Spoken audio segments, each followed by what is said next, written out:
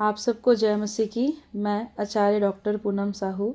आइए हम आज की रविवारीय ऑनलाइन आराधना परमेश्वर पिता, परमेश्वर पुत्र और पवित्र आत्मा के नाम से प्रारंभ करते हैं। आमीन। एक छोटी सी प्रार्थना कर लेंगे। प्रार्थना करने में अगुवाई करेंगी कुमारी पलक गेंदले। आप सभी को जय मसीह की। मेरा नाम पलक गेंदले है। मुझे प्रभु में आए 10 वर्ष हो चुके हैं। मैं सर्वप्रथम अपने अगुवों और अपने परमेश्वर पिता का धन्यवाद देती हूँ, जिन्होंने मुझे यह सुंदर अवसर दिया। आइए हम प्रार्थना में जाएं, सिरों को झुकाएं, हाथों को जोड़ें और अपना मन मस्तिष्क परमेश्वर की ओर लगाएं। महान सामर्थी, दयालु, अनुग्रहकारी, प्रेमी पिता परमेश्वर, एक बार फिर से आपके चरणों के नज़दीक आते हैं पिता। हम हृदय की गहराई से धन्यवाद देते हैं प्रभु जी कि आपने आज के सुंदर विश्रामवार को हमारे जीवन में जोड़ा प्रभु जी। हम धन्यवाद देते हैं प्रभु जी कि इस बीते सप्ताह आपने हमें संभाले रखा प्रभु जी। हम मर मिट नहीं गए, यह आपकी महान करुणा का फल है पिता। इसके लिए हम आपको धन्यवाद देते हैं। हम धन्यवाद देते हैं प्रभु जी कि बीते सप्ताह हमने चाहे जो भी कार्य किए उसमें आपकी अगुवाई रही, आपका आशीष रहा। इसके लिए हम धन्यवाद देते हैं प्रभु जी। प्रभु जी, हम प्रार्थना करते हैं आज के विश्रामवार के लिए। आज की जब ऑनलाइन मीटिंग और ऑफलाइन मीटिंग होती है प्रभु जी, जितने भी लोग सम्मिलित होते हैं, जितने भी लोग सुनते हैं, जितने भी लोग आते हैं प्रभु जी, उन सबको आपके हाथों में सौंपते हैं।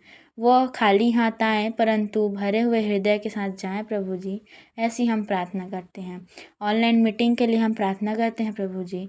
जितने भी लोग सुनते हैं उनके हृदय में आप बसिए प्रभु जी, उनके संगो साथ रहिए, उन्हें ज्ञान बुद्धि समझ की आत्मा दीजिए, ऐसी हम प्रार्थना करते हैं प्रभु जी।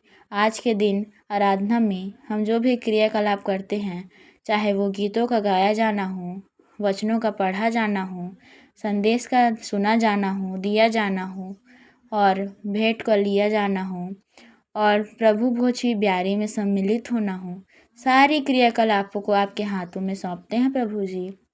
इस बीच कोई भी बाधा उत्पन्न ना हो, कोई भी शैतानी शक्तियाँ कार्य करने वाली ना हो, ऐसी हम दुआ करते हैं प्रभु जी।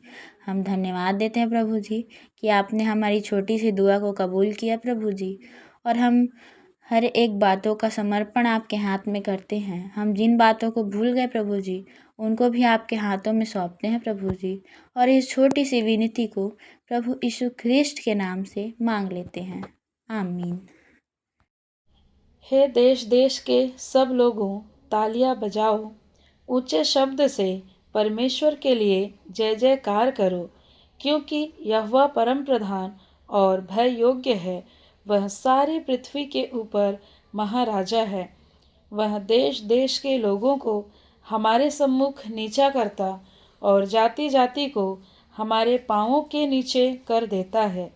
वह हमारे लिए उत्तम भाग चुन लेगा, जो उसके प्रिय याकूब के घमंड के कारण है। परमेश्वर जय जयकार सहित यहोवा नरसिंगे के शब्द के साथ ऊपर गया है। परमेश्वर का भजन गाओ, भजन गाओ, हमारे महाराजा का भजन गाओ, भजन गाओ, क्योंकि परमेश्वर सारी पृथ्वी का महाराजा है। समझ बूझकर बुद्धि से भजन गाओ। आइए हम गीतों के द्वारा परमेश्वर की महिमा करेंगे और इस समय हम गीत गाएंगे स्तुति के गीत से 232 नंबर, मन मंदिर में बसने वाला यीशु तू है निराला। आइए हम प्रभु की महिमा में एक गीत गा रहे थे, जो स्तुति की गीत क्रमांक 232 में पाया जाता है। मन मंदिर में बसने वाला यीशु तू है निराला।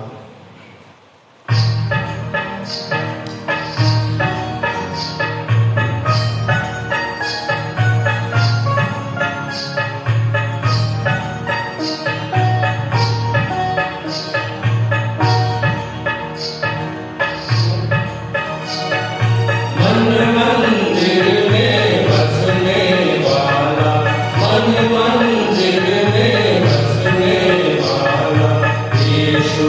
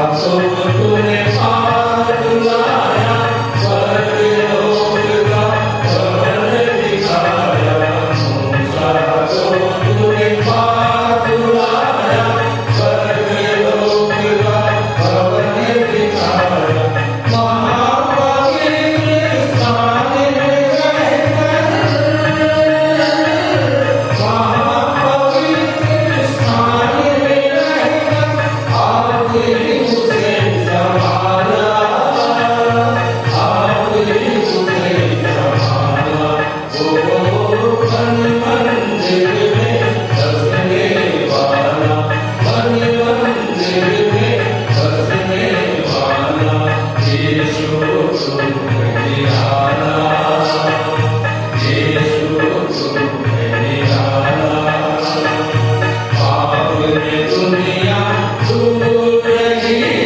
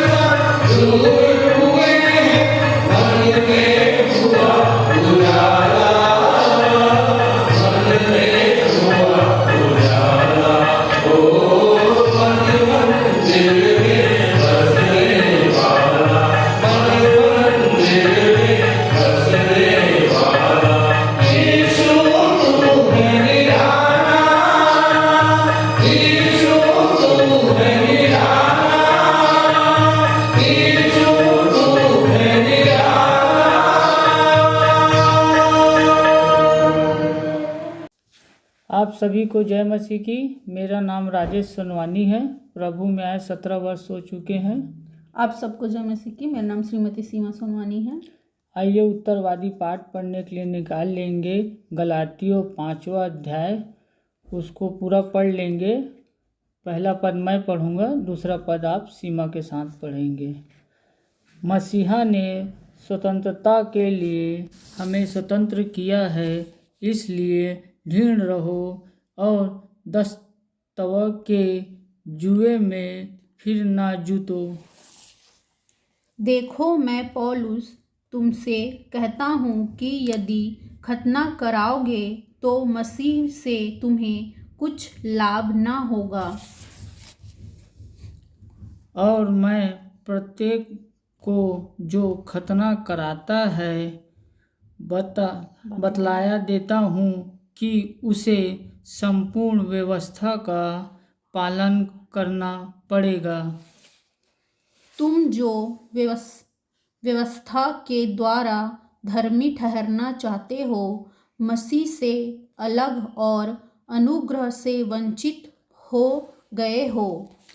क्योंकि पवित्र आत्मा के द्वारा हम विश्वास से उस धर्मी कर्ता की प्रतीक्षा करते हैं जिसकी हमें आशा है। मसीह यीशु में ना खतने का कुछ महत्व है और ना खतना रहित होने का, पर केवल विश्वास का जो प्रेम द्वारा होता है। तुम तो भली भांति दौड़ रहे थे, अब सत्य को मानने में किसने बाधा डाल दी। ऐसी सीख तुम्हारे बुलाने वाले की ओर से नहीं। थोड़ा सा खमीर गूथे हुए पूरे आटे को खमीरा कर देता है। मुझे प्रभु में तुम पर भरोसा है कि तुम किसी अन्य विचारधारा को नहीं अपनाओगे, परंतु तुम्हें घबरा देने वाला, चाहे वह कोई क्यों ना हो, दंड भोगेगा। परंतु हे भाइयों, यदि मैं अब तक खतना का प्रचार करता हूँ तो क्यों सताया जाता हूँ। फिर तो क्रूस के मार्ग पर जो ठोकर थी वह समाप्त हो गई।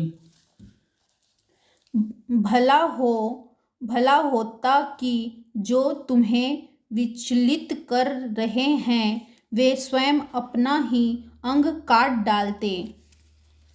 हे भाइयों, तुम स्वतंत्र होने के लिए बुलाए गए हो। इस स्वतंत्रता को शारीरिक इच्छा पूर्ण करने का साधन न बनाओ, परंतु प्रेम से एक दूसरे की सेवा करो। क्योंकि संपूर्ण व्यवस्था इस कथन के एक ही शब्द में पूर्ण हो जाती है, तुम अपने पड़ोसी से अपने समान प्रेम रखो। परंतु यदि तुम एक दूसरे को दांत से काटते और फाड़ खाते हो तो सावधान रहो कि कहीं एक दूसरे का सर्वनाश ना कर दो। परंतु मैं कहता हूँ कि पवित्र आत्मा के अनुसार चलो तो तुम शारीरिक इच्छाओं को अनुसार चलो तो तुम शारीरिक इच्छाओं को किसी रीति से पूर्ण नहीं करोगे। क्योंकि शरीर तो पवित्र आत्मा के विरोध में और पवित्र आत्मा शरीर के विरोध में लालसा करता है। ये तो एक दूसरे के विरुद्ध है कि जो तुम करना चाहते हो उसे ना कर सको। परंतु यदि तुम पवित्र आत्मा के चलते हो तो व्यवस्था के अधीन ना रहे। अब शरीर के काम स्पष्ट हैं, अर्थात वह भी चार अशुद्धता, कामुकता, मूर्ति पूजा, जादू टोना, बैर, झगड़ा, ईर्षा, क्रोध, मतभेद, फूट, दल बदली, द्वेष, मतवालापन, रंगरलिया तथा इस प्रकार के अन्य काम हैं जिसके विषय में मैं तुमको चेतावनी देता हूँ, जैसा पहले चेतावनी दे चुका हूँ कि ऐसे ऐसे काम करने वाले तो परमेश्वर के राज्य के उत्तराधिकारी ना होंगे। परंतु पवित्र आत्मा का फल प्रेम, आनंद, शांति, धीरज, दयालुता, भलाई, विश्वासता, नम्रता व संयम है। ऐसे ऐसे कामों के विरुद्ध कोई व्यवस्था नहीं है। और जो मसीह यीशु के हैं उन्होंने अपने शरीर को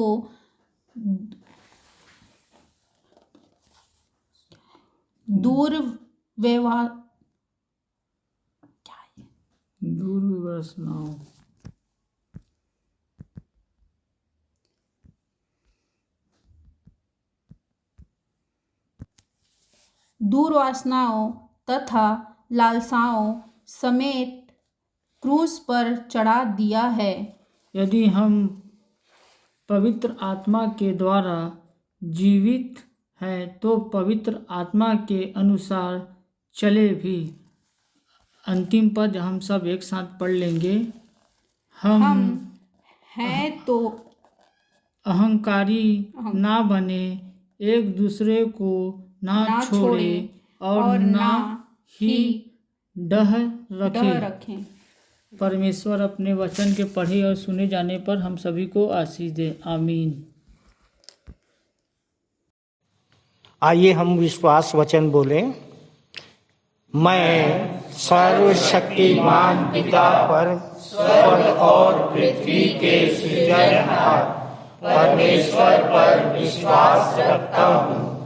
मैं उसके एकलौते पुत्र हमारे प्रभु यीशु मसीह पर, जो पवित्र आत्मा के सामर्थ के द्वारा कुमारी मरियम से जन्मा, जिसने पोंतियुस पिलातुस के राज्य में दुख उठाया, जो क्रूस पर टांगा गया और मारा गया, जो गाड़ा गया और अदृश्य लोक में पहुंचा और तीसरे दिन मृतकों में से फिर जी उठा, जो स्वर्ग पर चला गया और सर्वशक्तिमान पिता परमेश्वर के दाहिने हाथ विराजमान है और जीवितों और मृतकों का न्याय करने फिर आने वाला है। विश्वास रखता हूँ मैं पवित्र आत्मा पर, पवित्र सार्व कलीसिया पर, संतों की संगति पर, देह के पुनरुत्थान पर, पापों की क्षमा पर और अनंत जीवन पर विश्वास रखता हूँ। आमीन। किसी भी बात की चिंता मत करो, परंतु हर एक बात में तुम्हारे निवेदन, प्रार्थना और विनती के द्वारा धन्यवाद के साथ परमेश्वर के सम्मुख उपस्थित किए जाएं। सामान्य, सामाजिक, पारिवारिक एवं कलीसियाई प्रार्थना में अगुवाई करेंगे आचार्य VR भोसले। आप सभी को प्रभु यीशु मसीह के मधुर नाम में नमस्कार। जय मसीह की। मैं आचार्य VR भोसले। आइए हम इस वक्त पास्टोरल प्रार्थना में जाएंगे। हाथों को जोड़ें, आंखों को बंद करें, सिरों को झुकाएं, अपना ध्यान प्रार्थना में लगाएं।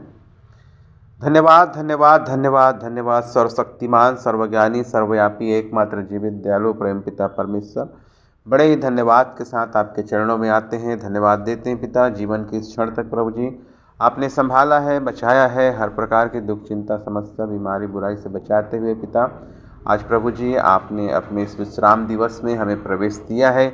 हम सब यहाँ पर प्रभु जी आपके नाम की हमदो सिताइश करने के लिए, स्तुति आराधना करने के लिए उपस्थित हो पाए प्रभु जी। इन समस्त बातों के लिए पिता हम आपको हृदय से लाख लाख धन्यवाद देते हैं। हम विशेष रूप से प्रार्थना करते हैं पिता परमेश्वर आज की आराधना के लिए। पिता परमेश्वर आज की आराधना में हम आपकी सहायता, अगुवाई, मदद को चाहते हैं। पिता परमेश्वर प्रभु जी हम चाहते हैं कि हमारे गीतों का गाना, वचनों का बोलना, संदेश का दिया जाना, परिचय, गवाही, सब कुछ पिता आपको सुखदायक सुगंध के रूप में ग्रहण योग्य होने पाए। पिता परमेश्वर आज के वक्ता महोदय को आपके हाथ में सौंपते हैं। बोलने वाले वो नहीं वरन आपकी आत्मा खुदावंत उनमें होकर बोले, ताकि पिता परमेश्वर हर एक सुनने वाला पिता परमेश्वर प्रभु जी आपके वचन को और भी गंभीरतापूर्वक, सच्चाई से, ईमानदारी से आत्मसात करके अपने जीवन में फॉलो करने वाले हो सके प्रभु जी, ऐसी आपसे गुजारिश है।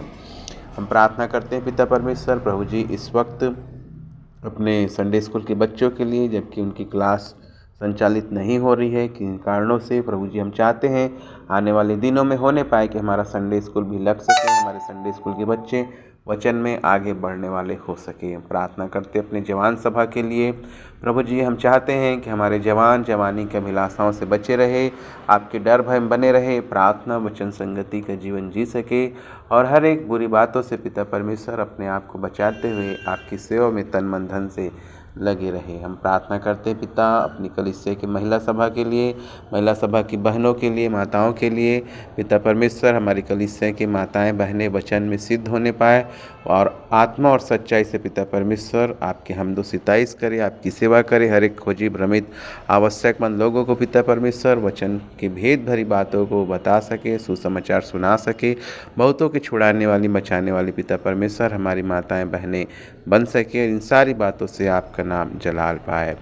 हम प्रार्थना करते हैं प्रभु जी इस वक्त विशेष रूप से हमारी कलीसिया के बीमार भाई बहनों के लिए, बच्चों के लिए, विशेष रूप से पिता परमेश्वर बेटा मानस के लिए हम चाहते हैं पिता परमेश्वर हमारी कलीसिया के समस्त माता पिता भाई बहन जितने भी सदस्य हैं, किसी को भी कोई दुख चिंता समस्या बीमारी बुराई ना रहे।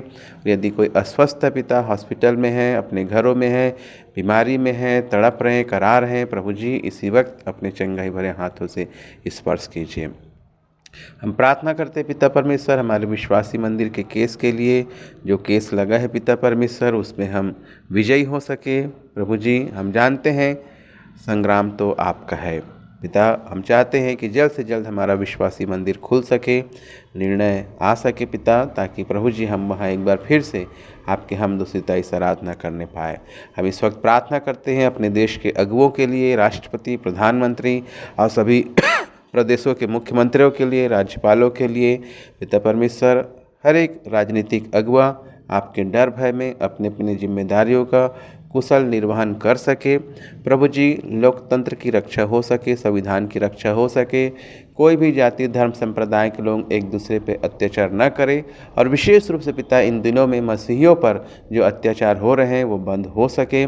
और फिर भी पिता परमेश्वर यदि अत्याचार होता है तो हमें सहन शक्ति देना, क्षमा करने की शक्ति देना। प्रभु जी हम प्रार्थना करते हैं पिता परमेश्वर जो भाई बहन आज पहली बार हमारे साथ आराधना में शामिल हो रहे हैं, हर एक भाई बहन को अपने चंगाई भरे हाथों को स्पर्श दे, ज्ञान बुद्धि शक्ति सामर्थ दे। कोई भी भाई बहन पिता परमेश्वर आज यहाँ पर से खाली हाथ लौट के जाने वाले ना हो सके।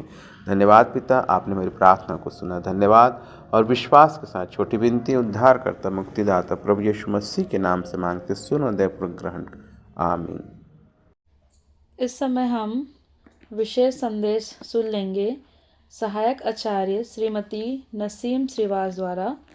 विषय है न वाद न विवाद, बस परमेश्वर का धन्यवाद। पहला थिस्सलुनीकियों 5:18 पर आधारित। आप सबको जय मसीह की। मेरा नाम शेख नसीम श्रीवास है और विश्वास में आए लगभग मुझे 20 वर्ष हो गए हैं। और आज का संदेश मुझे दिया गया है जिसका विषय इस प्रकार है, न वाद न विवाद, बस परमेश्वर का धन्यवाद। तो प्रियो, मैं आज का शुरू करती हूँ वचन। तो जैसा कि हम सब जानते हैं, वचन कहता है कि एक विश्वासी के लिए हर एक बातें मिलकर भलाई ही को उत्पन्न करती है। और ये तभी होता है जब हमारा विश्वास परमेश्वर पर पक्का हो जाता है और हम अपनी हर परिस्थितियों में, अपनी जितनी भी कमी घटियों में, हर चीज़ों में बिना परमेश्वर से या किसी से वाद विवाद किए उसको धन्यवाद देते हैं। जैसा कि उदाहरण मैं आपको बताना चाहती हूँ, जब हमारा मिशन हॉस्पिटल का परिसर गिराया गया तो हम सब बहुत परेशान हुए और हम सब बहुत ही हताश और निराश हुए। और इस हताश और निराश और इस परेशानियों में भी हमने किसी से वाद विवाद नहीं किया, ना ही किसी से झगड़ा किया, ना ही नारे लगाए, ना ही हमने अनशन किया, कोई भी चीज़ नहीं किया। बस क्या किया? परमेश्वर का धन्यवाद किया। और परमेश्वर के धन्यवाद के साथ साथ हमें ये भरोसा था और ये विश्वास था कि प्रभु सब कुछ अच्छा करेगा और वो जो भी करता है वो कहीं ना कहीं किसी न किसी माध्यम से हमारे लिए भला ही करता है। और इन्हीं सब चीज़ों को देखते हुए हमने लगातार हम सब ने प्रार्थना की और इसका परिणाम हम सब पे क्या मिला? हमें एक बहुतायत आशीषित भवन मिला, जिसे हम सब सपनों में सोचते थे कि शायद हम कभी ऐसा हमारा पास समय आएगा कि हम चर्च में जाएंगे, वो भवन में हम जाएंगे, और हम सारे लोग उसमें आने से डरते भी थे। लेकिन परमेश्वर का धन्यवाद हो कि सिर्फ हमारे बिना वाद विवाद किए और हमारे धन्यवाद के कारण, हमारे विश्वास के कारण और हमारी प्रार्थना से प्रभु ने हमें ये भवन दिया और ये आशीषित भवन दिया, जिसमें हम सब आशीषित हो पाते हैं और एक गंभीरता से प्रभु को नाम को आगे बढ़ा पाते हैं। तो इन्हीं सब चीज़ों को लेकर मैंने एक छोटी सी कविता लिखी है, कृपया समाप्त फरमाएं।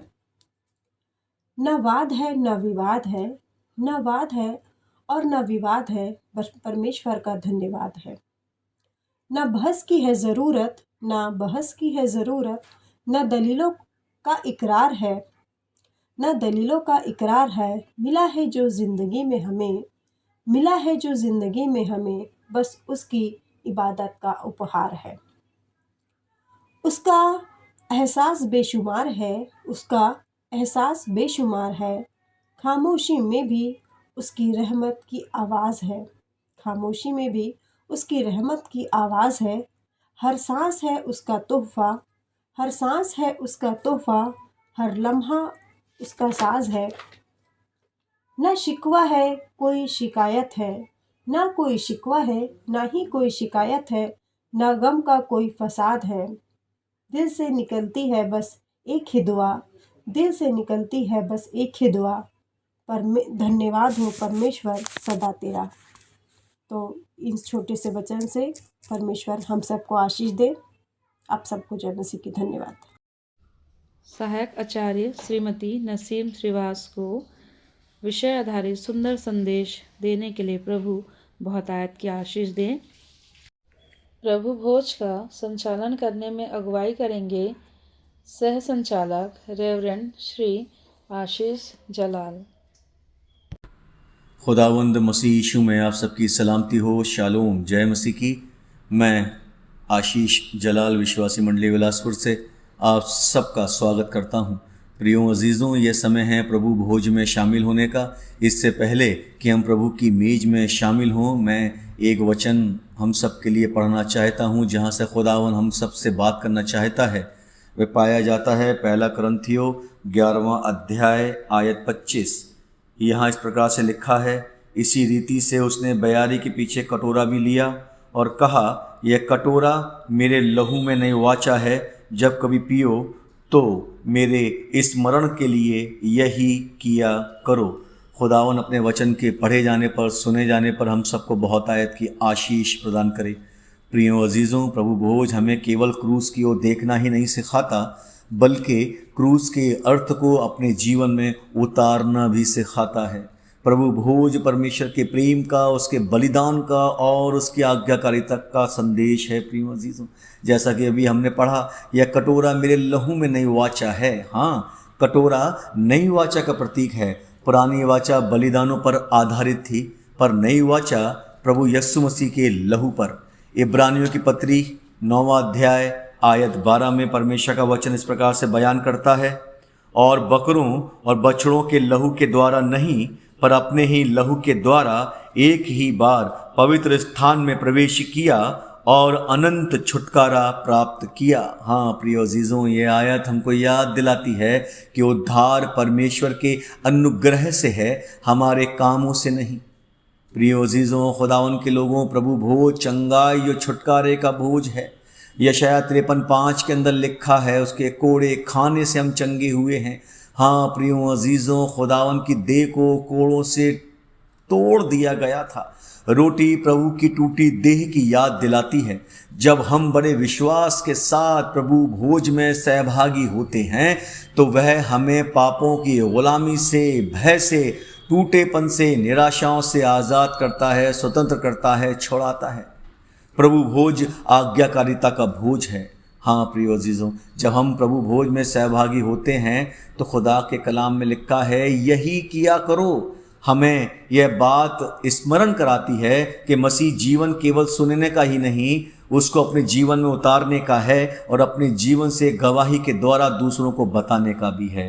प्रियो अजीज़ों, खुदावन के लोगों, जब आप प्रभु की मेज में शामिल होते हैं तो बड़े धन्यवाद के साथ, विश्वास के साथ, पवित्रता के साथ प्रभु भोज में शामिल हों। प्रियो अजीज़ों, यह केवल रस्म नहीं, यह जीवन बदलने वाला अनुभव है। छोटे से वचन के द्वारा खुदावन हम सबको बहुतायत की आशीष प्रदान करे। जय मसीह की। ये हम अपनी अपनी भेंटों को देने के द्वारा परमेश्वर की महिमा करेंगे और स्तुति के गीत में से गाएंगे, यीशु तुझको सब मैं देता, 86 नंबर का गीत।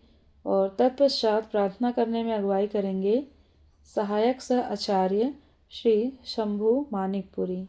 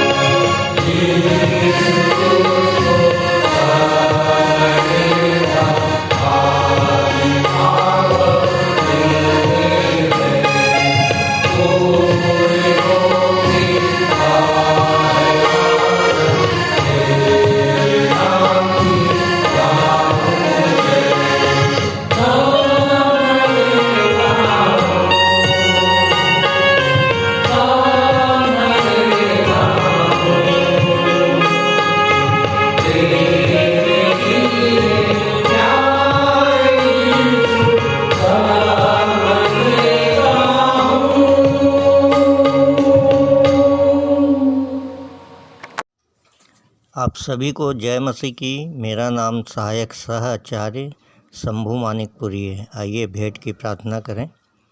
पिता परमेश्वर, आप ही से प्राप्त समस्त आशीषों का छोटा सा अंश भेंट स्वरूप आपके चरणों में लाए हैं।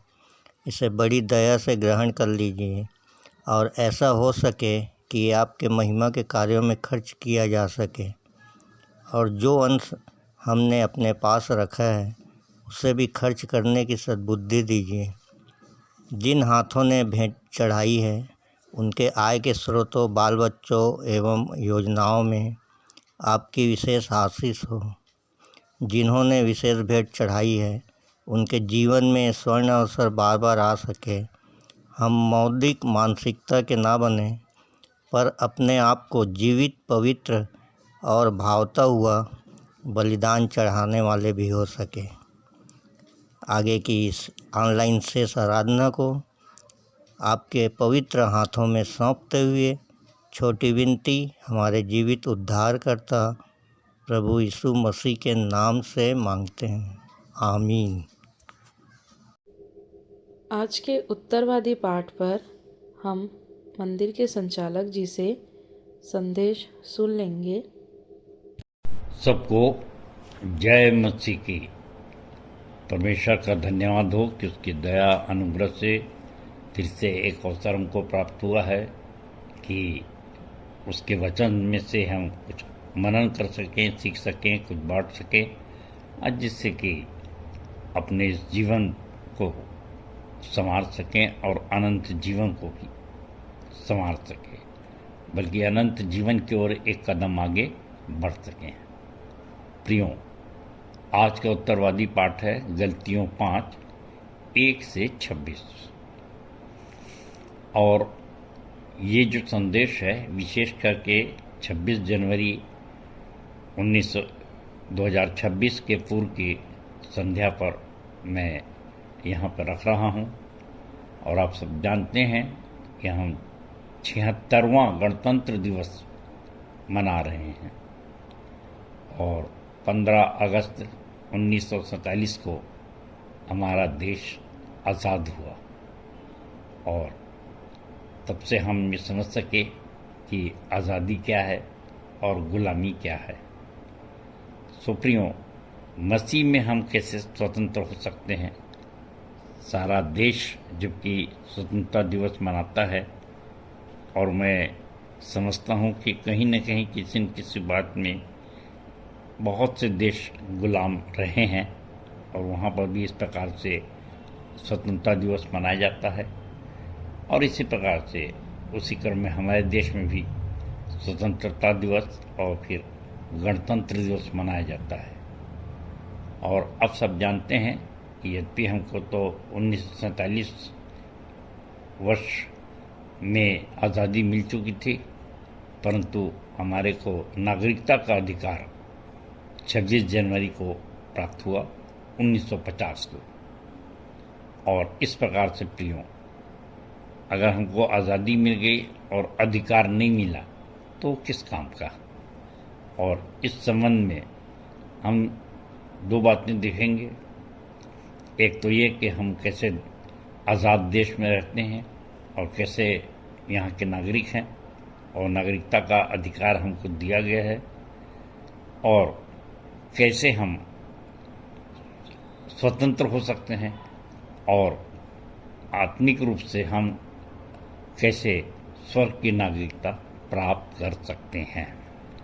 तो प्रियो, सबसे पहले मैं गलातियों 5 का पहला वचन, पहली आयत आपके सामने पढ़ रहा हूँ।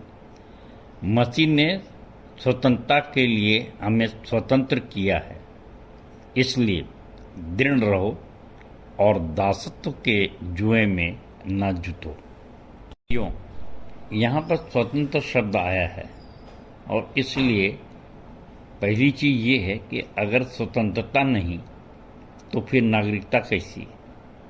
और इसलिए मैं याद करता हूँ यूहन्ना 8:32, यीशु मसीह ने कहा, तुम सत्य को जानोगे और सत्य तुम्हें आज़ाद करेगा।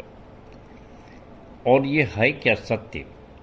वास्तव में ये परमेश्वर ही है और इसीलिए पिलातुस ने यीशु मसीह से पूछा था कि सत्य क्या है, और यीशु मसीह ने कहा सत्य मैं हूँ, मार्ग सत्य और जीवन मैं ही हूँ, मैं ही हूँ, क्योंकि मैं मसीहा हूँ। और कुछ समय हो पश्चात जब मैं सूली पे चढ़ूंगा पिलातुस, और उसके पश्चात तीसरे दिन जी उठूंगा, तब तुम विश्वास करोगे, तब तुम सत्य को जानोगे और तब तुमको आज़ादी मिलेगी। प्रश्न उठता है कि हम सत्य को कैसे प्रस्तुत करते हैं, क्योंकि गुरु मत में भी इस बात को लिखा गया और बताया गया कि परमेश्वर है क्या? आत्मा, प्रेम, वचन, सत्य और ज्योति। और यदि हम उस सत्य को अपने जीवन से, अपनी पर्सनालिटी से, अपने व्यक्तित्व से नहीं दिखा सके, तो फिर तो संदेश जैसा हो जाएगा, जो सब देते हैं हम भी देंगे। क्योंकि ये जो यूहन्ना 14:6 में यीशु मसीह ने कहा कि मार्ग, सत्य और जीवन मैं ही हूँ, और बिना मेरे द्वारा कोई स्वर्ग पहुँच भी नहीं सकता। स्वर्ग जाना मतलब पिता के पास पहुँचना। सो प्रियो, आज इस बात पर हम मनन करेंगे कि हमारी स्वतंत्रता हमको मिली है, आत्मिक स्वतंत्रता, या हम अभी भी दो चित्तेपन के या अन्य किसी बात के गुलाम हैं। यदि हम किसी और विचारधारा के और किसी और पाप के गुलाम हैं, तो निश्चित रूप से ये मानिए कि हमको फिर नागरिकता का हक मिलेगा कैसे? हम जब आज़ादी नहीं होंगे तो नागरिक कैसे बनेंगे? और यदि नागरिक नहीं बनेंगे, और नागरिक जब हम बनेंगे तो निश्चित रूप से तेजस्वी हमको बनाया जाएगा। और अगर हम तेजस्वी नहीं बनते तो फिर स्वर्ग राज्य में और पिता के पास कैसे पहुंच सकते हैं? इसलिए इस नागरिकता के लिए मैं आपके सामने पढ़ रहा हूँ फिलिपियों 3, उसका 19 और 20वां पद, नहीं 20वां और 21वां पद। यहाँ इस प्रकार से लिखा है, परंतु हमारी नागरिकता स्वर्ग की है, जहाँ से हम उद्धारकर्ता प्रभु यीशु मसीह के आगमन की प्रतीक्षा उत्सुकता से कर रहे हैं। वह अपनी शक्ति के उस प्रभाव के अनुसार जिसके द्वारा वह सब वस्तुओं को अपने वश में कर सकता है, हमारी दीनहीन देह का रूप बदलकर अपनी महिमामय देह के अनुरूप बना देगा। महिमामय रूप के अनुसार अर्थात तेजस्वी देह बना देगा। तो प्रियो, जैसा मैंने कहा कि एक एक शब्द का अर्थ समझने पर हम थोड़े अंश करके तेजस्वी स्वरूप में बदलते चले जाते हैं। 2 कोरिन्थियों 3:18।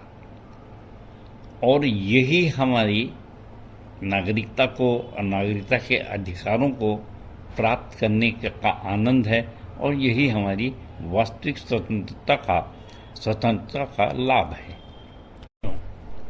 आज के समय में वर्तमान में हमारे देश में SAR की प्रतिज्ञा चल रही है, और यहाँ से वहाँ तक खूब टीवी में, पेपरों में आ रहा है कि कैसे किसी को मतदान करने का अधिकार, वोटिंग अधिकार, नागरिकता का अधिकार, ये सब सुनिश्चित होगा। बहुत से लोगों के कुछ नाम गलत हैं, आगे पीछे कहीं कहीं पे स्पेलिंग मिस्टेक है, तो आपके वोटर आइडेंटिटी कार्ड वगैरह जो भी हैं वो सब नहीं तैयार हो रहे हैं, और लोग परेशान हैं कहीं ऐसा ना हो कि हमारी नागरिकता ख़त्म हो जाए और कल को हमारे को देश निकाला हो जाए। तो कितने प्रयास किए जाते हैं, और कोई फर्जी वोटर ना आ जाए, फर्जी व्यक्ति विदेशी आकर के मैं भी नागरिक हूँ, मुझको भी नागरिकता का अधिकार दिया जाए, ऐसा ना करे। और उसी में बहुत सारे ऐसे घुसपैठिए घुस गए हैं, और पूरे देश में इन बातों को लेकर एक तहलका मचा हुआ है। क्योंकि स्वतंत्रता तो मिल गई, हमारा देश स्वतंत्र है, परंतु स्वतंत्र देश के स्वतंत्र नागरिक बनने के लिए, नागरिकता को प्राप्त करने के लिए उसमें जो फॉर्मेलिटीज़ हैं, बहुत से कार्यवाही है, वो सब करना पड़ता है और हमको बहुत से डॉक्यूमेंट, बहुत से दस्तावेज जमा करना पड़ रहे हैं और बहुत से लोग परेशान भी हैं। सो प्रियो, मैं समझता हूँ कि इस संदेश में की भूमिका स्वरूप जो मैंने बताया कि आज़ादी और नागरिकता को प्राप्त करना, और जब नागरिकता को प्राप्त करते हैं तो हमको अधिकार मिलता है, और अधिकार जब मिलता है तब हम वहाँ पे उस देश में आनंदित रह सकते हैं। इसी प्रकार से ये अगर जैसे कि फिलिपियों 3:20-21 में हमने पढ़ा कि हमको एक नागरिकता की और आवश्यकता है, और उसके लिए हम कौन सा दस्तावेज ले जा रहे हैं, कौन से डॉक्यूमेंट ले जा रहे हैं, क्या प्रयास कर रहे हैं।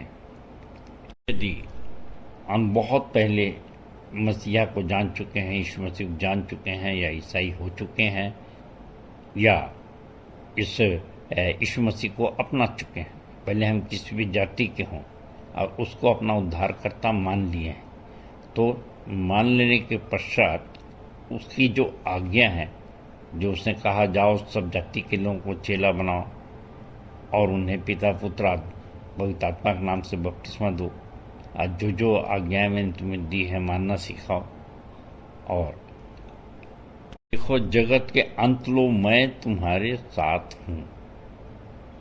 तो जब मसीहा साथ होगा तो हमारा व्यक्तित्व क्या होगा, हमारे कार्य क्या होंगे, और सबसे बड़ी चीज़ है कि हम जो आत्माएं जीतते हैं तो वो आत्माएं जो है वो हमारे लिए सबसे बड़ा प्रूफ है। और यही चीज़ यीशु मसीह उसी प्रूफ को न्याय के समय भी देखना चाहते हैं और आज भी देखना चाहते हैं कि तुम कौन सा और कितना फल लाए हो।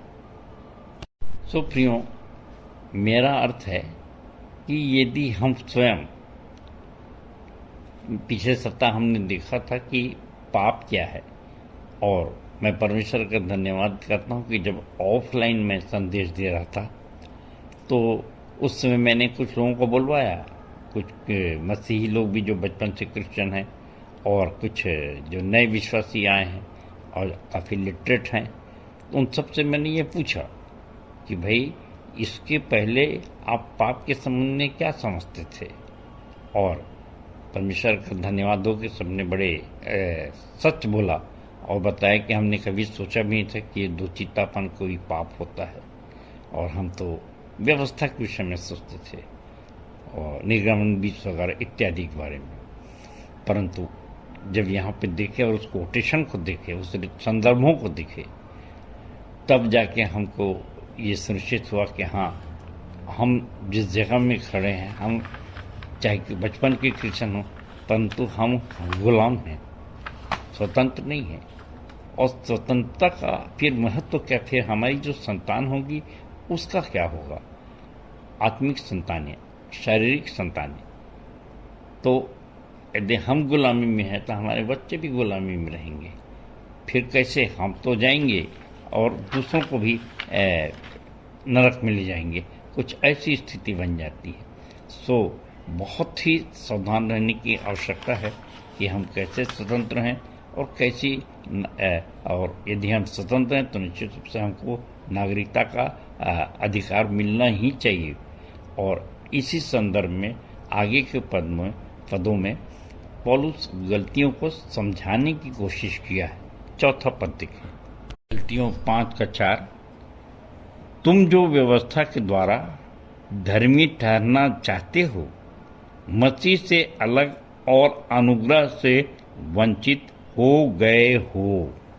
प्रियो, ये गलतियों 4 के में भी जो लिखा है यहाँ पर देखिए, परंतु जो 23वां पद, गलतियों 4 का 23वां, परंतु जो पुत्र दासी से उत्पन्न हुआ वह शारीरिक रीति से जन्मा, और जो पुत्र स्वतंत्र स्त्री से हुआ वह प्रतिज्ञा के अनुसार जन्मा।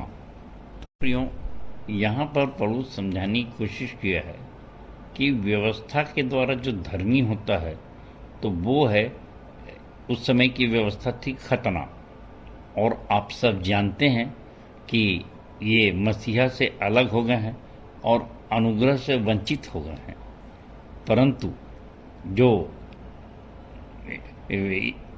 प्रतिज्ञा के अनुसार जन्मे हैं उनकी स्थिति क्या है? तो प्रियो, यहाँ पर पौलुस बताने की कोशिश किया है या लिखा है कि दासी और स्वतंत्र स्त्री के संबंध में से जो स्वतंत्र स्त्री से जन्मा वो प्रतिज्ञा के अनुसार जन्मा, अर्थात इजहार, और दासी का पुत्र स्वतंत्र स्त्री के साथ उत्तराधिकारी नहीं होगा, क्योंकि जो दासी से जन्मा वह शारीरिक रीति से जन्मा है, अर्थात इस्माइल।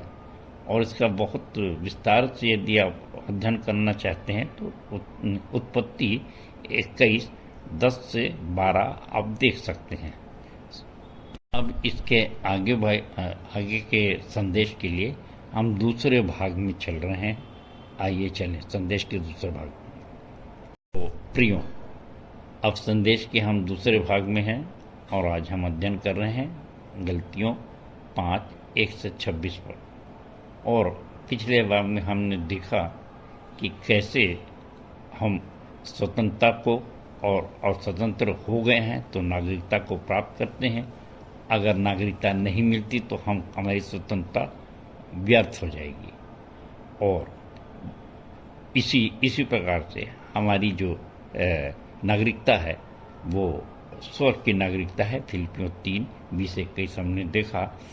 और पौलुस समझाने की कोशिश कर रहा है कि अपने अपने देश में स्वतंत्रता और नागरिकता तो हम प्राप्त कर लेते हैं, परंतु स्वर्ग राज्य की नागरिकता के लिए हमको व्यवस्था पर निर्भर नहीं रहना है, व्यवस्था के अधीन नहीं रहना है, व्यवस्था के गुलाम नहीं रहना है। अगर हम व्यवस्था के गुलाम हैं तो निश्चित रूप से हम नागरिकता को भी नहीं प्राप्त करेंगे, कोई लाभ नहीं होगा। और जब कोई लाभ नहीं होगा तो हमारा बाइबल पढ़ना, समझना, उसके रास्ते पे चलना व्यर्थ ही हो जाएगा। एक जो बड़ी समस्या होती है वो यही है कि जो पुरानी व्यवस्था के अधीन थे उस समय उनका उदाहरण दिया गया कि वो खतना के अधीन थे और वो समझते थे कि यही एक धार्मिक व्यवस्था को पूरी करने का रास्ता है। परंतु हम नई व्यवस्था व्यवस्था के अनुसार हम अनुग्रह के अधीन हैं और इसके लिए बपतिस्मा कहा गया है। और इसलिए यही गलतियों 3:27 में वो कहता है, तुम में से जितनों ने मसीहा में बपतिस्मा लिया है, मसीह में बपतिस्मा लिया है, उन्होंने मसीह को पहन लिया है। तो प्रियो, बड़े आनंद की बात लगती है मुझको मसीहा को पहन लेना।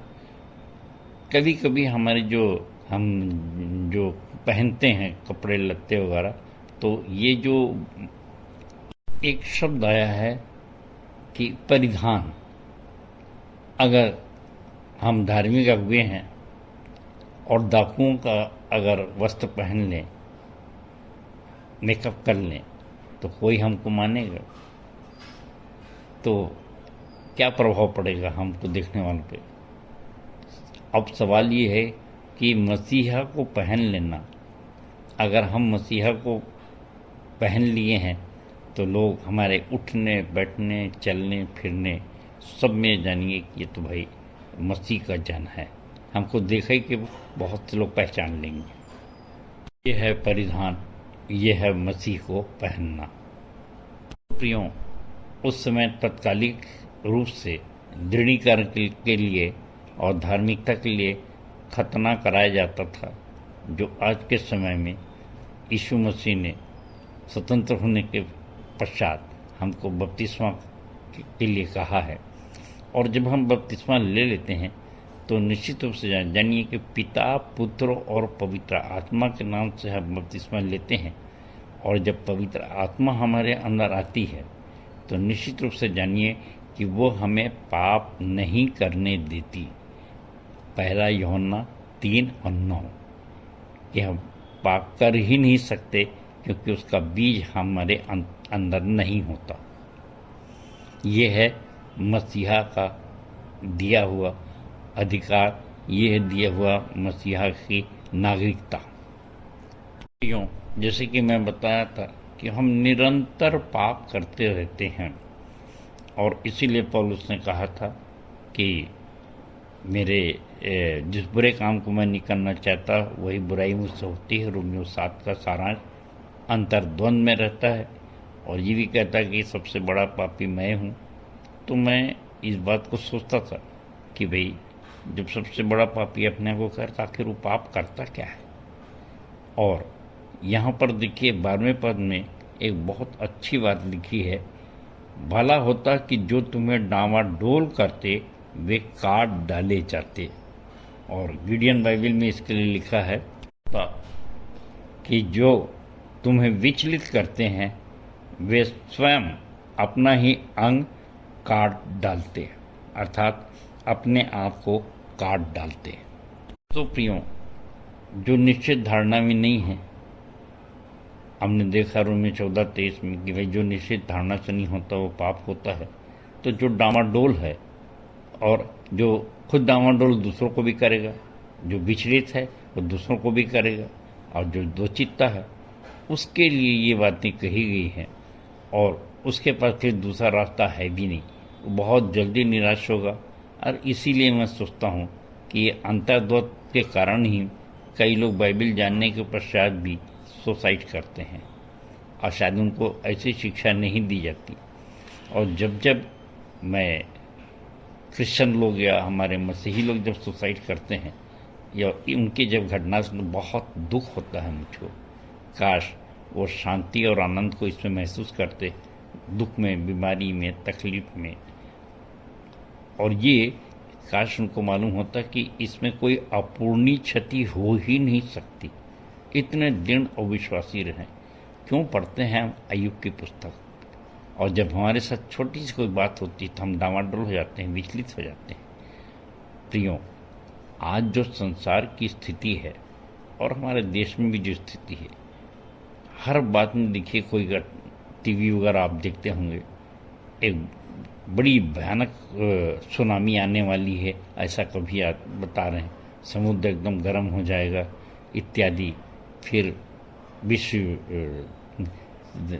थर्ड वर्ल्ड वार होना के ये दिख रहे हैं, लक्षण दिख रहे हैं।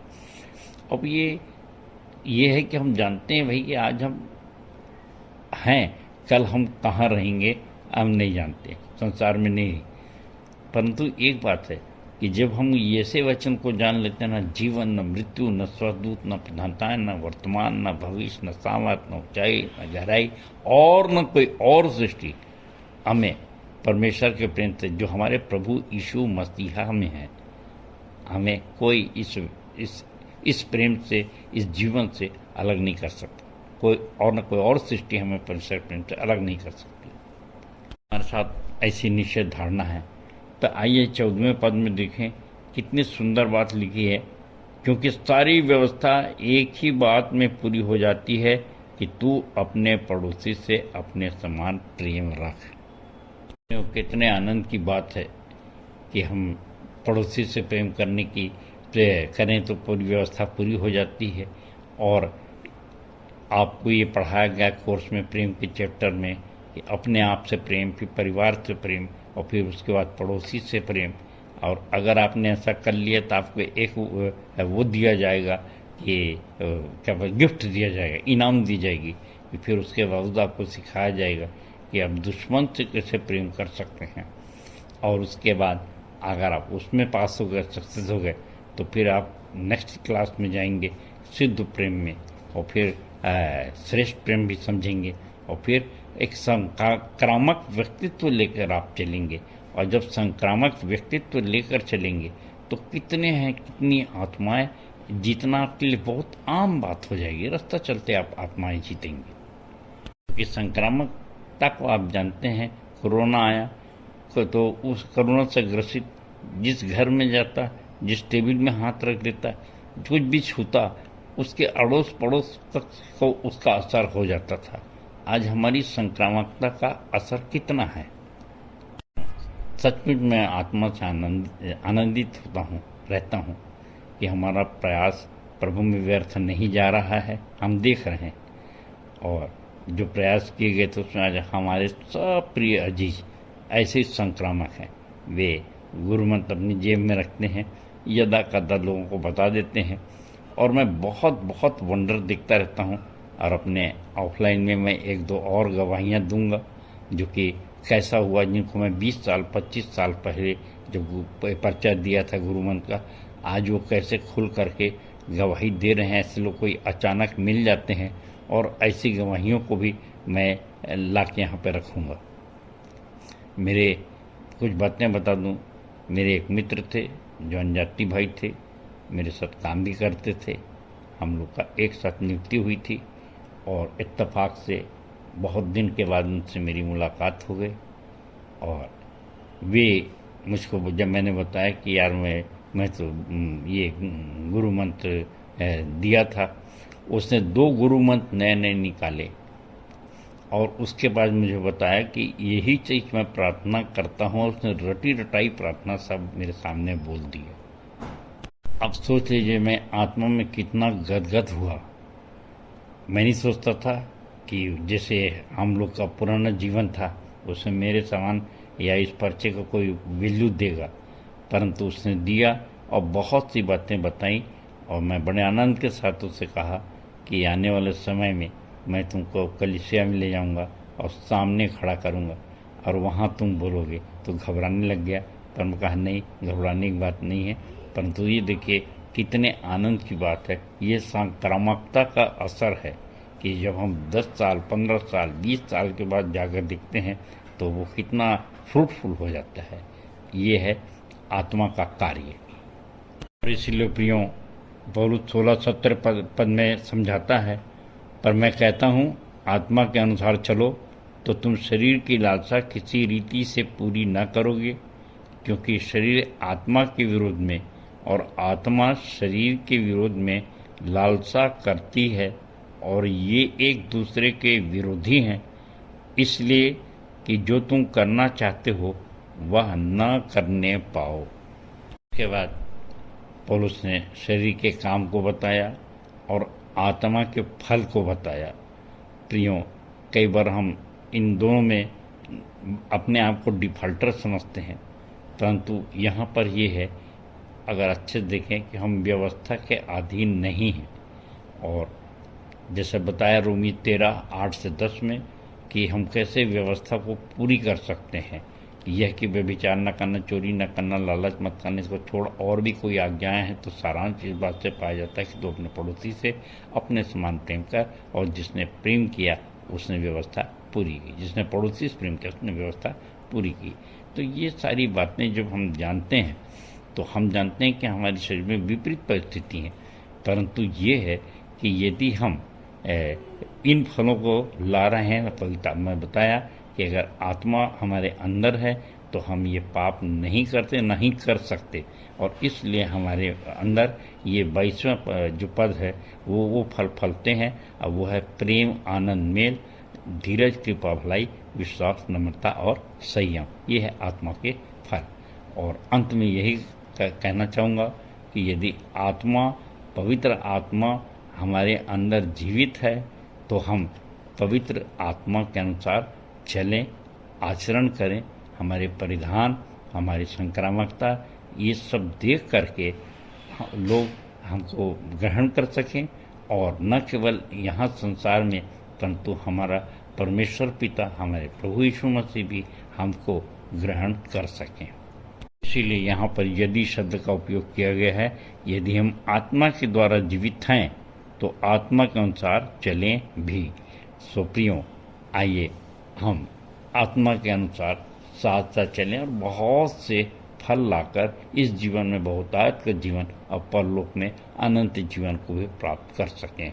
तो परमेश्वर अपने वचन के कहे जाने पर आशीष दे सबको। जय मसीह की, जय मसीह की और जय मसीह की। धन्यवाद। उत्तरवादी पाठ पर सुंदर, सारगर्भित एवं व्यवहारिक संदेश के लिए हमारे मंदिर के संचालक संचालक जी एवं उनके पूरे परिवार को प्रभु बहुतायत की आशीष दे। हम अपनी आराधना के अंतिम भाग में हैं और इस समय हम गीत गा लेंगे। स्तुति के गीत में से 102 नंबर मैं यीशु के साथ नूर में चलूँगा, और तत्पश्चात प्रार्थना करने में अगुवाई करेंगी आचार्य कुमारी बबीता सिंह, और संचालक जी की आशीष से आज की सभा का हम समापन करेंगे।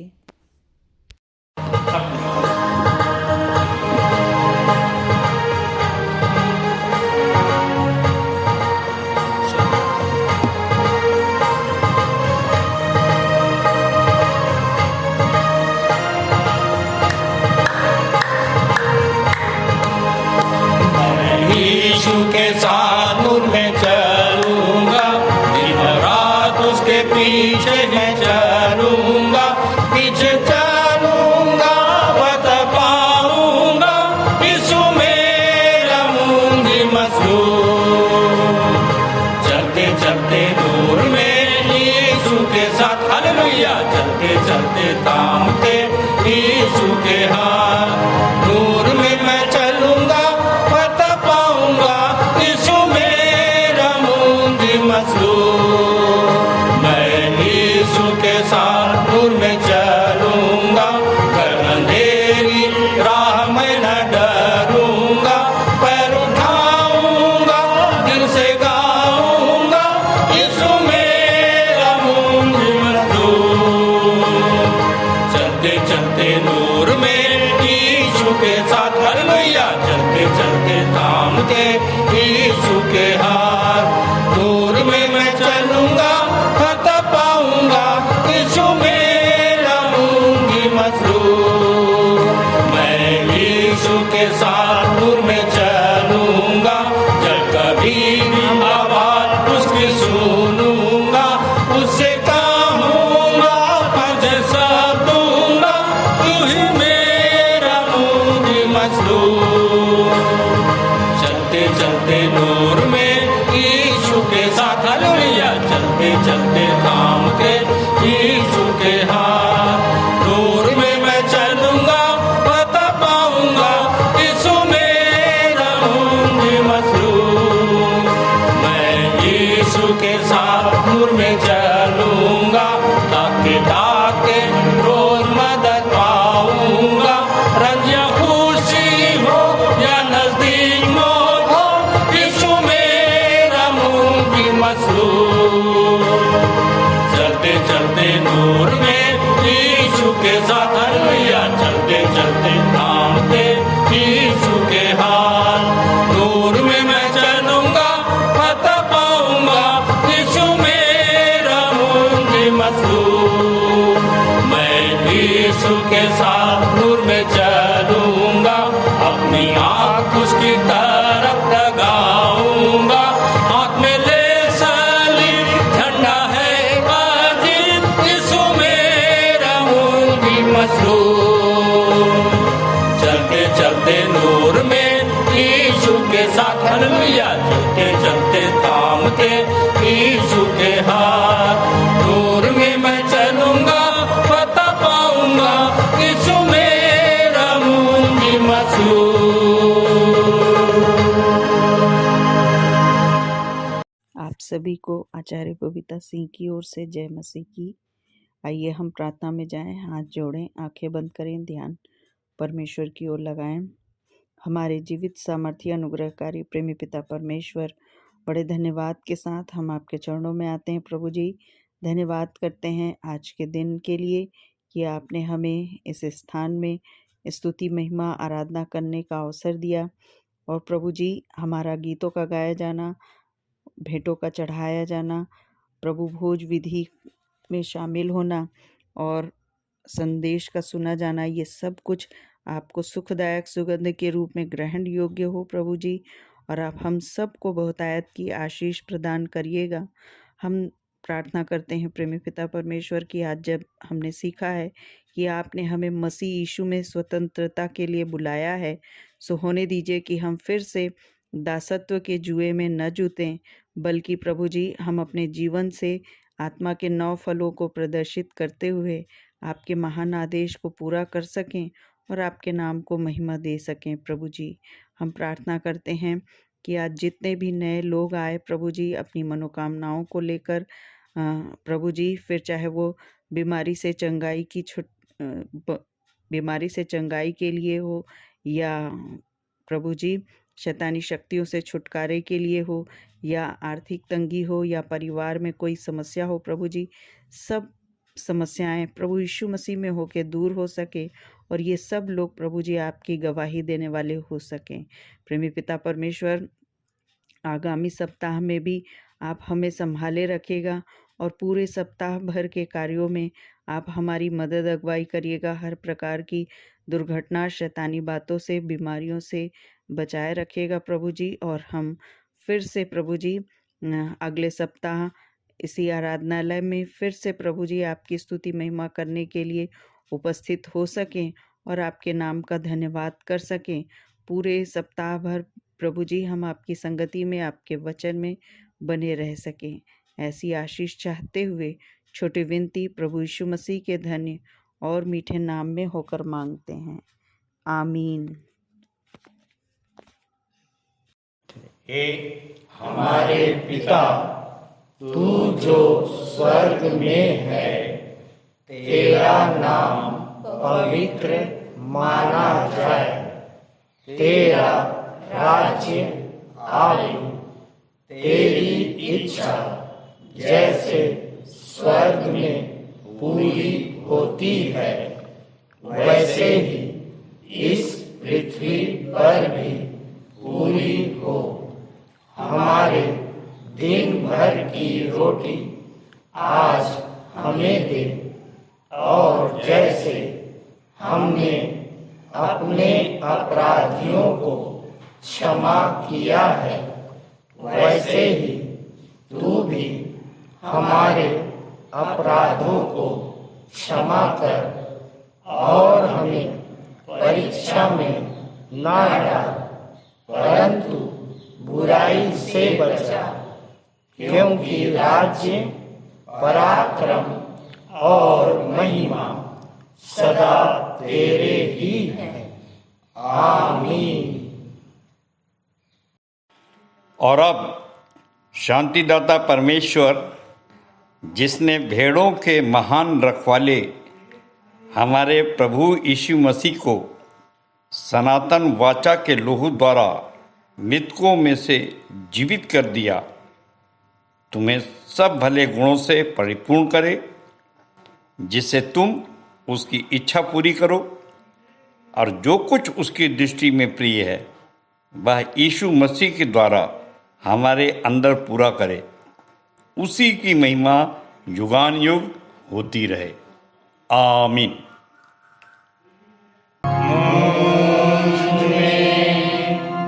यीशु की शोभा दिखाई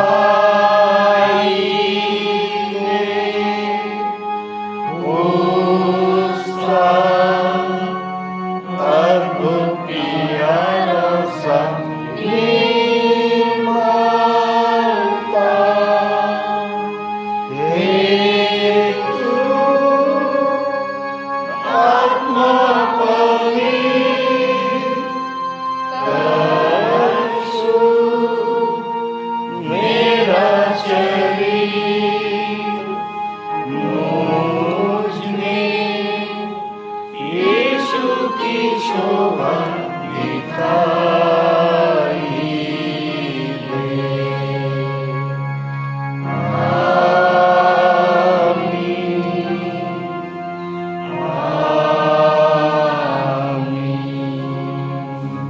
आप सबको जय मसीह की। जय मसीह की।